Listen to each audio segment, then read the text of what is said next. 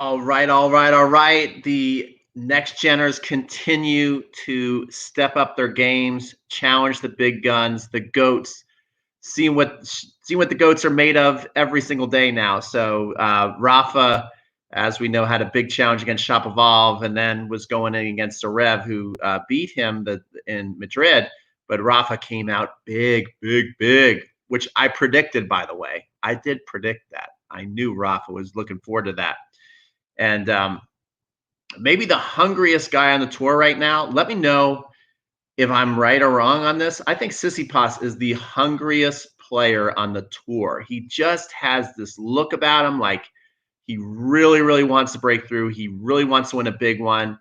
His attitude is amazing, and his tennis is amazing. And he's not afraid to go toe-to-toe with these guys. That's obvious. He is not afraid to go toe-to-toe with the goats right now. He's looking forward to it. He's ready. And right now, Djokovic is in big trouble. Big, big trouble. I think it's probably a good thing that the match got delayed. Otherwise, I think Djokovic would have lost today. Let me know what you guys think. If they were able to just play that out, would that have been advantage to the Joker?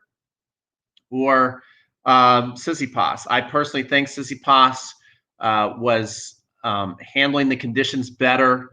He was playing more offensively and just looked in a better headspace, which he's looked incredible all year. He's just really looked very focused, doesn't let many things bother him. His game is in the zone. Djokovic still seems to me like he's struggling to find the lockdown mode.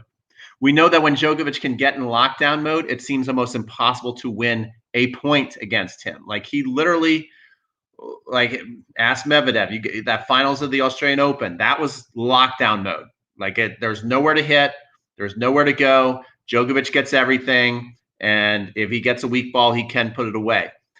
He's not in lockdown mode yet. He's making some unforced errors. He looks a little cranky at times. So this can be a big, big, big test for Djokovic. I don't know. I don't think his form's where he would like it to be going into the French. These players, the goats are starting to say, "Hey, look, we're just playing for the majors now. We're peaking for the majors. We don't need to play as many warm-up tournaments. We've played enough big matches to know what it's like." That's all true. And yes, you got to pace your body. But I think when you are playing at your biggest height of tennis, when you're playing your best tennis, you're playing a lot of matches. Like you're in a stage of your career where you want to play every tournament. You want to have all players come at you, and you're ready for them. That's where Tsitsipas is right now. Like he's playing week after week. He's played. I think him and Rublev have probably played the most tennis out of anybody this year who's in the top 10, and it shows. They look very mentally tough. They look very fit, and they're not burned out yet. They're enjoying this quest of trying to win big matches. And I think that when you have somebody as talented as Tsitsipas, yes, you have all the experience. Djokovic has all the experience. He's had way more matches under his belt, has a lot more big wins he can draw back into. But I think you are at your most match tough when you play a lot of matches. And Djokovic right now has not played a lot of matches. And I think that is the difference right now between him and Tsitsipas. He hasn't found his groove, and they're going to be going into the French Open really soon. So I think Tsitsipas is kind of peaking for the French Open. I think he's going to have a great French Open. Of course, Djokovic is probably going to have a great one too, but he's not looking to have a great showing. He's looking to win it. Like Nadal and Djokovic, they're at a stage in their career where if they don't win the tournament, it's a failure for them. That's how amazing they are. Like if they don't win the tournament, it's a failure. Tsitsipas is, I think, getting in that mindset though. I think he's starting to really put a lot of pressure on himself. Like if I don't win one of these majors soon, as far as I'm working, not that he's going to quit, but he's he's ready. He feels like I'm ready. I've had enough matches on my belt. Like I'm trying to make my move here. I'm making a hard push. So, the clay, when you look at the clay, it does fit Tsitsipas's game awfully well. He moves great. He has a heavy ball, but he can also hit through the court. Rafa's got the biggest heavy ball, the biggest heavy topspin. And of course, I'm not trying to take anything away from Rafa. But if there is an Achilles heel, like as we saw it against Zverev, there were moments where Rafa's high ball hurt him, where Zverev could take that backhand and crush it down the line. And Rafa doesn't seem to have that next gear as far as pace to go there. It's something I really like about Tsitsipas, to where he can rally with you, he can hit heavy, but his ball can hit through the court. Like he can hit bullets through the court. And he also, I think, is one of the better younger players who really looks good coming in. And I think another thing for a one-hander, like if we're going to compare him to Roger Federer, when Rafa and Novak go to that one-hander of Federer's, they know, as great as Federer is, they know they can get a little bit of a breather, right? They know, like, if they hit a big enough ball, most likely Federer's going to chip it back and not rip it back. And so there's a little bit of a safety zone going to Roger's backhand. Tsitsipas, you don't get that. If you hit his backhand, he's ripping it back. He very rarely resorts to the slice, which is not normal for a one-handed backhand. He rarely will go there. He, most of the time, is ripping, the ball on the one-hander. And lots of times, we saw it at the Australian Open, and we're seeing it again today against Djokovic. Lots of times, Rafa was going his forehand at Stefipas's. That's a good one, Tsitsipas. At Tsitsipas's backhand, and Tsitsipas was winning those battles. Tsitsipas was out battling Rafa's forehand with his backhand. He can hit heavy back at you cross court. He can also flatten it out and rip it down the line for a winner, which he did again today against Djokovic. So they're going in tomorrow. Djokovic. Let's just watch some of these points too. I'm going to share my screen. Guys, comment below. I haven't really seen I see people are on, but I'm not really seeing people comment. Who do you think is going to win this match tomorrow when they resume? Do you think Tsitsipas is going to be able to keep going and close him out in 2 sets? Do you think he's up a break in the second as well? I'm going to come here and we'll just blow this up and watch some points today. Hopefully it won't get taken down by YouTube. We're trying to promote tennis here, guys, YouTube. So don't take it down, okay? I think tennis needs all the exposure it can get. But anyway, here they are playing some points, and that's the one thing. Did you see that drop shot Tsitsipas hit? That is the one thing I noticed that is still needs a lot of development, is the touch from the baseline. Djokovic, look at that backhand down the line. Djokovic is very, very good at hitting that drop shot, especially on clay. Rafa's great at that. He used that very, very well against Zverev. If there's one thing, look at all that rain. You can see Djokovic is not happy. He's like, get me out of here. This sucks. It's raining. I'm losing. So, yeah, he definitely did not look as happy out there in the rain. But Tsitsipas still has to develop his drop shot from the baseline. He's got good hands and feel at the net. He's very good at closing points out the net, but he's not good at hitting the drop shot yet. Like here it is again. Look at that. He's really bad at it. And once he gets that, man, that's going to be tough, because don't underestimate how important that drop shot is on clay. I believe it's really what got Rafa through some of the biggest moments against Zverev is he would hit his serve in, he'd hit a big forehand and then back Zverev up a little bit, and then he'd hit his forehand drop shot inside out, and he won many, many big points. You'll see Djokovic is also very, very good at the drop shot, and he'll win a lot of big points on clay. And you kind of need that, because when you are playing such great defenders like a Djokovic, like a Nadal, all these players like a Tsistipas, Tsistipas even a great defender. So, all these players can really move now. There are no bad movers on the tour except for Ryan Opelka, who's going to play Nadal tomorrow. But in general, there are no bad movers on the tour. So, and they're very, very good off the baseline. So you need that drop shot. But look at that touch lob there by Djokovic. So Djokovic is losing, and I don't think he's in his lockdown mode yet. But he's certainly not playing bad tennis.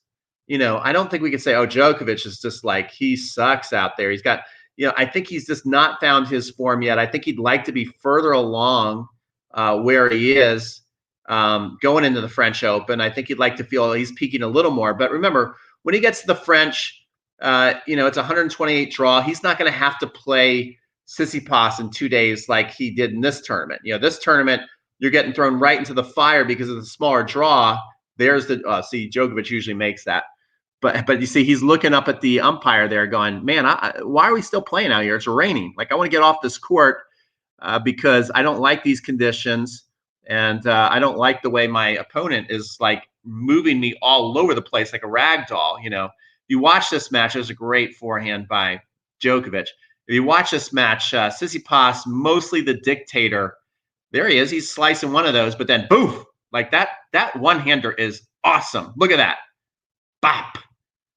Winner down the line. So it does look like Tsistipas has, if he ever, of course, he's not, you can't mention him in the same breath as far as being one of the GOATs. But if you're looking where the GOATs are in their game and where Tsistipas is right now in his game, I think against the big three, even against Federer, I think he is going to be the one dictating. I think he hits bigger than all three of the GOATs. And it looks like he forces the issue more. Like, look at that one-hander down the line. And he's very good. Notice as he hit that one-hander down the line, he was running to the net. He was moving in. So he knows when he hurts his opponent, and he's not afraid to come forward like a lot of players on the tour are today. A lot of players on the tour, they're decent at the net, but they're not like really, really strong at the net. They don't seem to recognize the right times to come on in. Tsistipas is one of those guys who he looks very, very comfortable moving forward, taking it to you. So he's going to be really tough. I really hope that he stays healthy for a long, long time.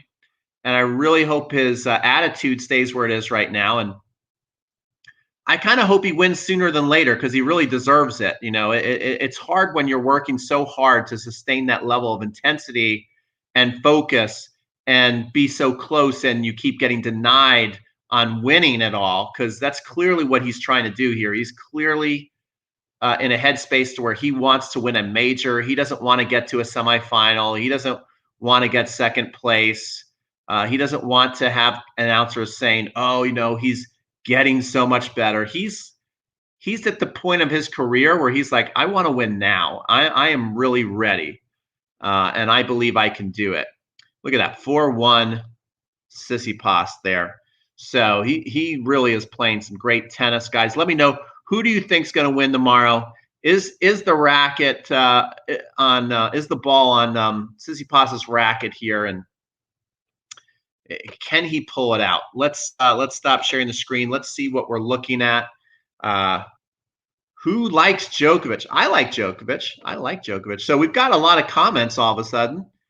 Advantage Rafa for Rome win now. So guys, if you're watching this and you don't know, I am live. My name is Pete from Crunch Time Coaching. We're live right now. But if you watch the replay, I want you commenting too. I love reading everybody's comments. So many interesting comments. And so what we have here is advantage Rafa for Rome win now. The guys on the other side of the draw has to win like 3 matches within 24 hours. That's true. So they're going to have to play a lot of tennis in a short amount of time. Nadal got to go against Opelka, who, if you don't know who Riley Opelka is, he's American. Yay, America. I don't see him consistently getting to semifinals and finals all of a sudden. I think this is kind of like an outlier of his results. He is just serving like an animal, a beast this week, which John Isner gave Rafa quite a scare at the French Open one year. If you remember, he might have got up 2 sets on him, I think.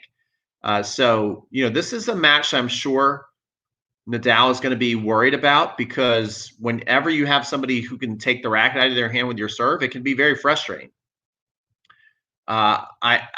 Is playing way back by the fence going to be an advantage for Rafa, where he can get enough looks at the ball to get back in play? I mean, once the ball is going to be in play, Rafa's barely going to lose a rally, but it's getting that beast of a serve back from a guy nearly 7 foot tall who crushes the serve. And so far, no one can return it this week. That's why he's in the semifinals. If he gets through that, he'll definitely be in the finals. And I don't know if you can say advantage Rafa. You can, because he's the GOAT on clay. But man, Tsistipas is really, really hungry right now. I hope there are a couple more rain days tomorrow so Djokovic can look like a fool and break a few rackets. Yeah, Djokovic has definitely been losing his temper lately. And so let's see. This match is going 3. Joker will have time to refocus and reconsider how badly he wants the match. That's true. So I do think that this is an advantage for Djokovic, guys, to have the rain come in and make Tsitsipas think about it. And maybe if the weather is nicer tomorrow, I think if the weather settles down and Djokovic realizes I'm going to be able to play the full match, I think he has a chance to come back. I think if it's another iffy day, I think that actually is an advantage for Tsitsipas, because Tsitsipas seems to have tunnel vision right now. He'll accept any situation. He's not going to whine about it. And he's just going to do whatever is happening. You could clearly see Djokovic looking around like, I want to stop. I want to stop. So I think if it's a very iffy environment again tomorrow, I think that favors. I think Djokovic wants to settle in and know he's going to be out there, win or lose, for the rest of the match. So if that happens, he could resettle into the match. He's just down a break. It's early in the second set. We know Djokovic has just a long list of comeback victories, so we know he certainly is capable. 4-1 odds for Djokovic to win seems like a smart bet to me. Who likes Djokovic? I like Djokovic. I love Tsitsipas, though. I think I'm becoming just a huge Tsitsipas fan. Off the court, he is nice, but on the court, not so much. That's true. I mean, Djokovic is a really cool guy. He gives a lot to charity. I've seen him be so cool to kids. Hit with kids, sign autographs for kids. I overall think Djokovic is a good person. I really do like him. I think he gets a bad rap.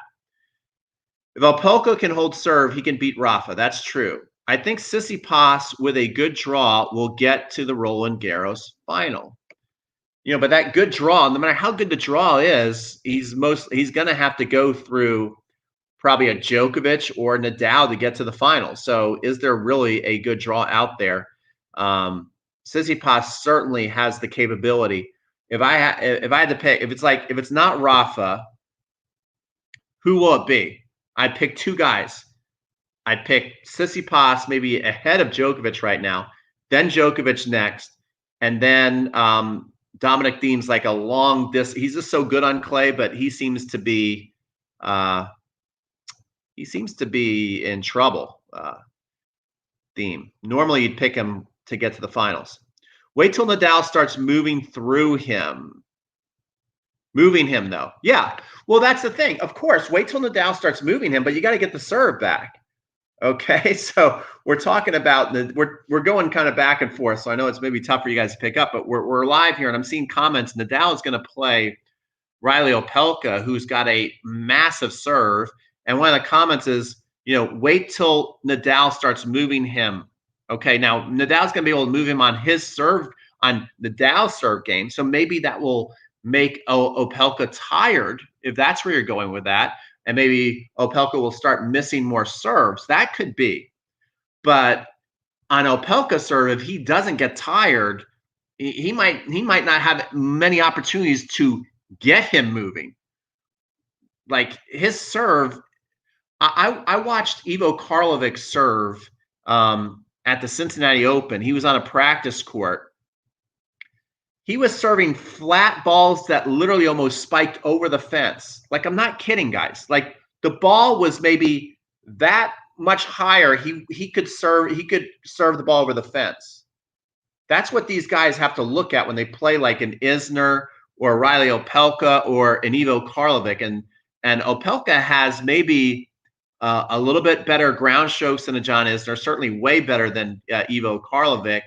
Might be a little bit better of a mover, and he's okay at the net too. Let's see. It's 3-8 in night in Sweden. Oh my gosh, but tennis always comes first. Peter, that is really, really cool. And I would love to visit Sweden. I would love to visit Sweden. Medvedev is the second seed. Is he really the second seed at the French Open? Yeah, well, he could go out early, right? So maybe that's really, really good for someone like a Tsistipas. Tsistipas can avoid both Rafa and Nole. Yeah, okay, guys.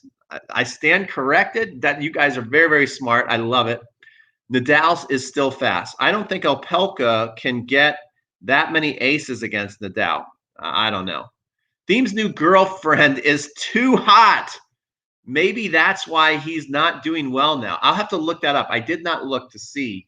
I don't know Thiem's new girlfriend, but maybe he lost his mojo after the U.S. Open. He kind of started to say, I thought it would be more fulfilling after I won a major, and I kind of felt empty after that, is what Dominic Thiem said. And that put him into a little bit of a rut, a little bit of depression. And maybe he's like, I'm going to spend less time on the practice court and more time finding hot girlfriends. Maybe he called Nick Kyrgios, and they've been hanging out and they've been chasing hot women. Maybe that's Thiem's problem. That could be the problem. But, that's a nice problem to have. Okay. We've got Interior Tennis coming on saying, Pete, you were right. I was wrong on Zverev. Rafa did a solid match, over 70% first serves. Opelka will lose in straight sets against Rafa. Okay. Well, thank you for coming back on. And yes, I appreciate you conceding. But we had a fun debate. And go watch his YouTube channel. He actually makes a lot of great videos. And yeah, so Opelka, I agree. I mean, I think the odds are eventually. It's one thing that Federer does so well against like an Isner. I mean, eventually Rafa's going to figure out a way to just get the damn ball back in play. Once the point, if he can just get the ball back in play without Opelka having a really easy, super simple volley or a super simple put away forehand, if he can just extend the rally to 2 or 3 balls, then all of a sudden Opelka will fall apart. I think he got too distracted. Let's see. Do you think Rafa should retire if he wins Roland Garros? Let me ask you this: Do you think Tom Brady should have retired after he just destroyed everybody? No, I don't. Especially because he knows if he can win the French Open, it's not like he can just rest and relax and go, oh well, I've now won the French Open again, and I have the most majors. He knows that if he really wants to have the most Grand Slams ever, which is what Federer, Djokovic, and Nadal want. And I think Federer's kind of like accepted the fact, like, hey, people have been calling me the GOAT for the last 15, 16 years. It's been nice. I've got 20 Grand Slams, which is amazing. Maybe I can win one more, but the odds of me having the most Grand Slams at the end of this whole story are probably pretty low. I think Federer's accepted that fact. I think Djokovic and Nadal are in an arms race, right? In a Grand Slam's arms race. And I think Nadal is figuring like, man, every chance I get, I got to win the damn Grand Slam. I'd really like to get out of my career with 23, 24 Grand Slams. And then every time I win a Grand Slam, I'm denying Djokovic a Grand Slam. 23, 24 for Rafa might be enough Grand Slams to finish as the GOAT. I don't think 21 majors will be enough to stop Novak Djokovic from overtaking him eventually. But I think if he gets to 23, 24, you're denying Djokovic those chances every time you win.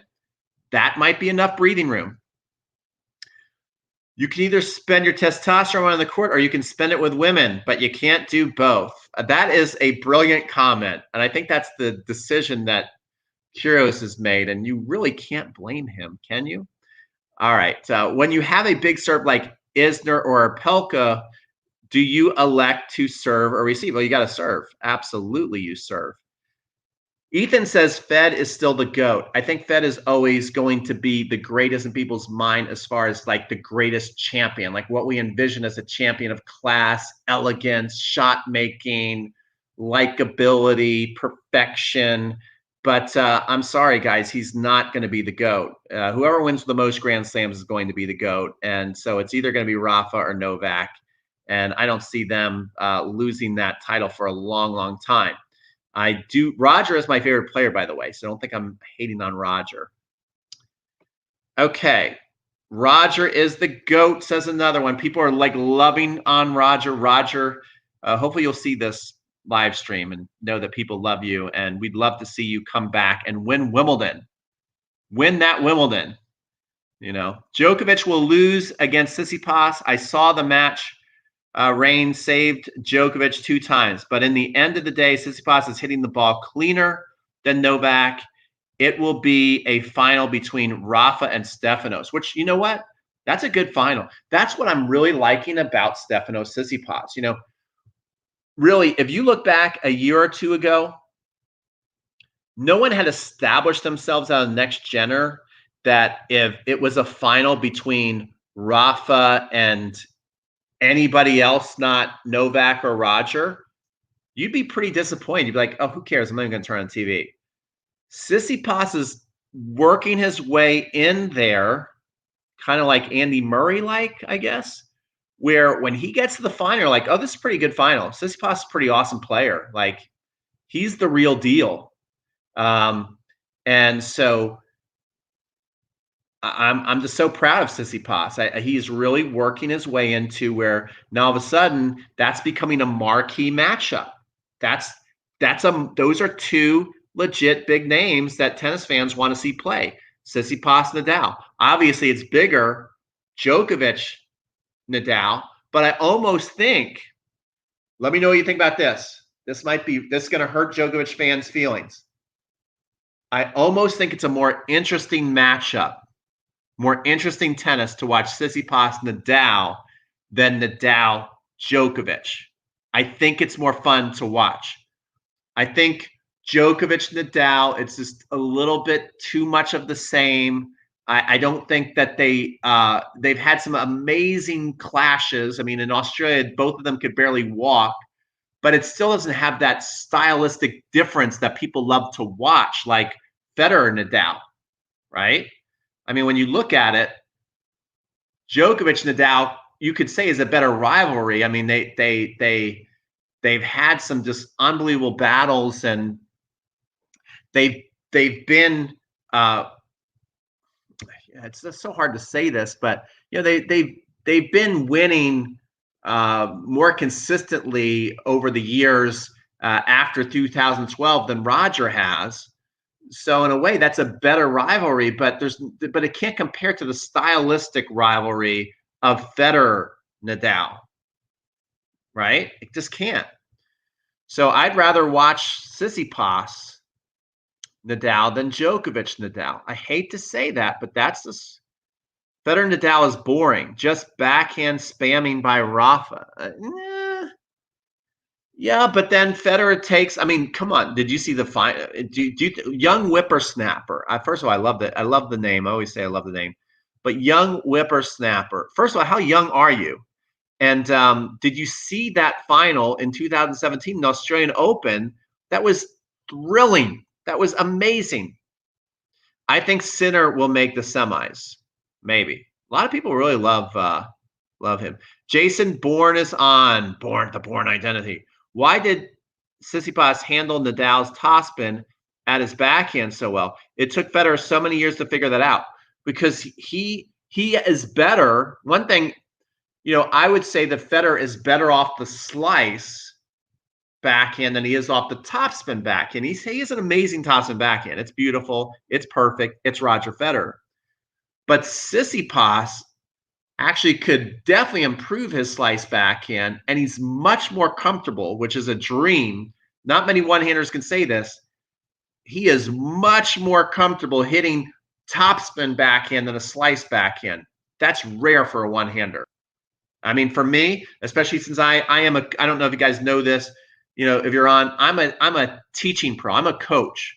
So I always have 4 or 5 balls in my hand as I'm helping students, and most of the time when people hit to my backhand, since I have that there, I'll just chip the ball in for them. So I'm like 90% more comfortable on a slice backhand than I am a topspin backhand. But I can hit a topspin backhand, but you know, much more if it's do or die, I'm slicing the backhand. I think Federer, same thing. Like if it's like, hey, you have to make this shot, it's to your backhand, you have to make it to stay in the point, he's going to slice it cross court. If you give Tsistipas a choice, he's like, man, I'm ripping it. And that's every one-hander's dream. Like we all so badly want to do that.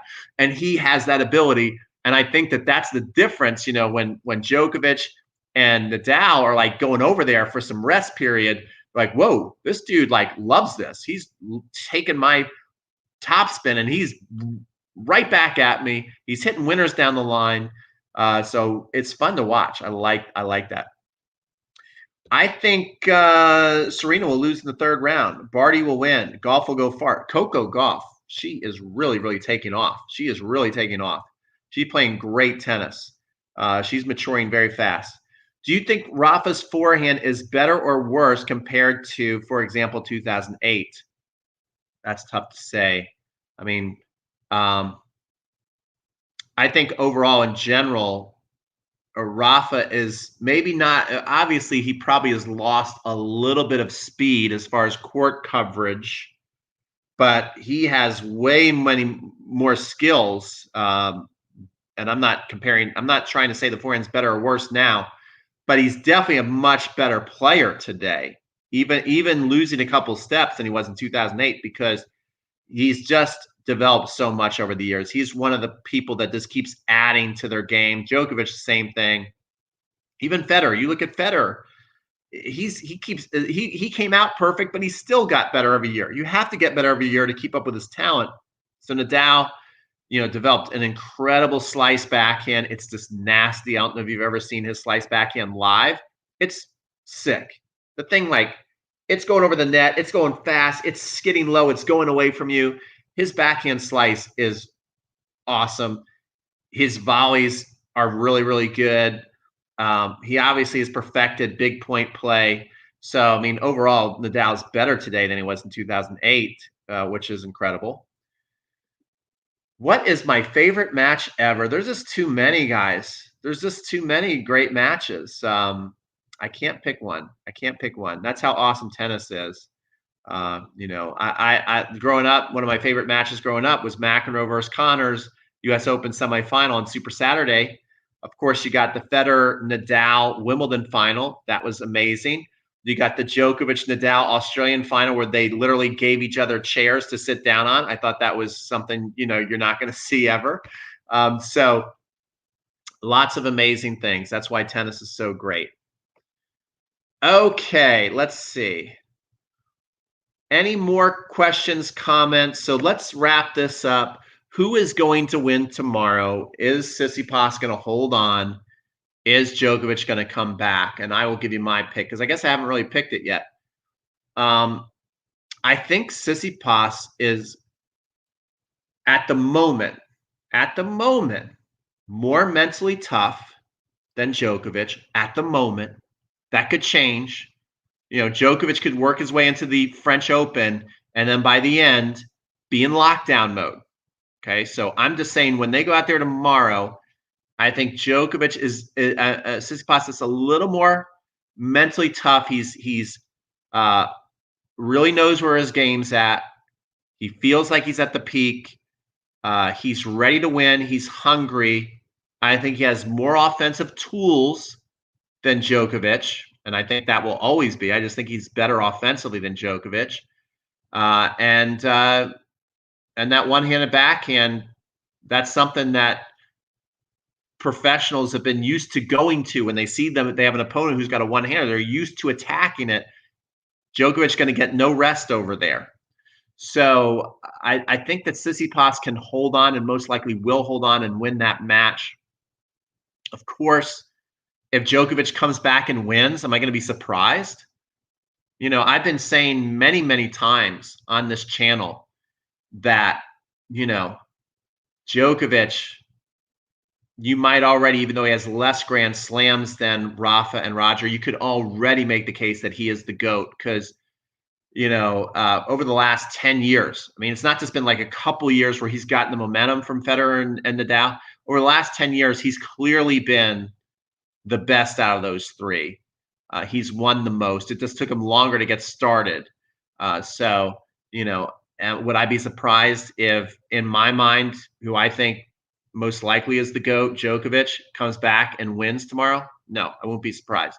But I do think that Tsitsipas right now has played more matches. He's more match tough. He's more ready to win. I think he wants to win a little more right now. I think winning the Italian Open, I think, is more important to him right now than it is for Djokovic to win the Italian Open.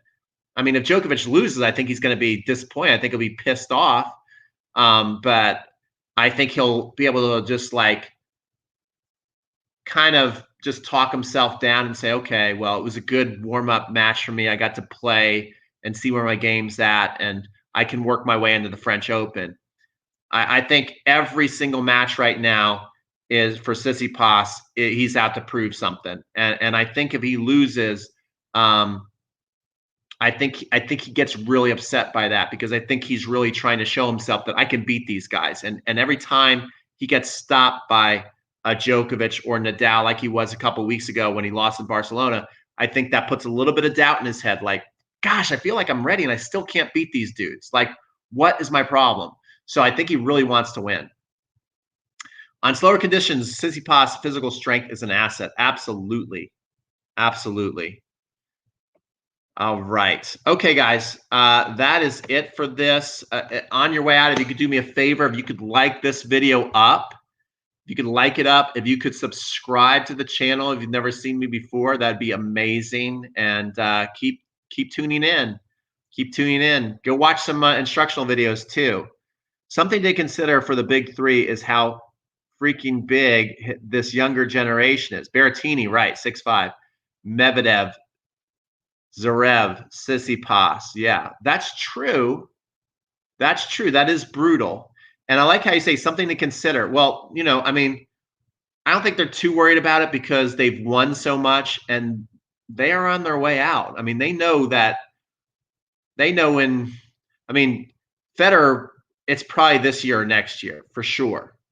Nadal, maybe give him 3 years. Djokovic, he's probably got to worry the most. I think Djokovic would like to go about 5 more years. So our time is running out. So really appreciate these guys even more than we have. Even more than we have.